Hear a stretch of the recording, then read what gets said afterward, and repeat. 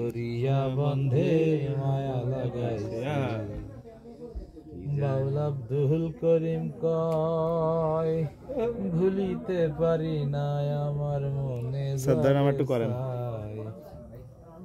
বাউল আব্দুল করিম কয় ঘুমাচ্ছি আমরা, ভুলিতে পারি না আমার মনে বগালে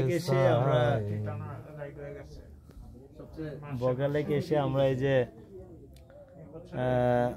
ইসের কি বলে বাঁশের মাচার যে ঘর, এই ঘরগুলোতে ঘুমাচ্ছি। তো খুব ভালো লাগতেছে আসলে।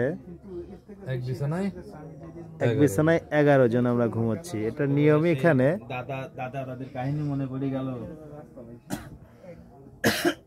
আউলিয়া ভাই নাক দেখে ঘুমাচ্ছে। আলিয়া ভাই লুঙ্গি ঠিক আছে, আমার বাসার স্যারও নাক দেখে ঘুমাচ্ছে।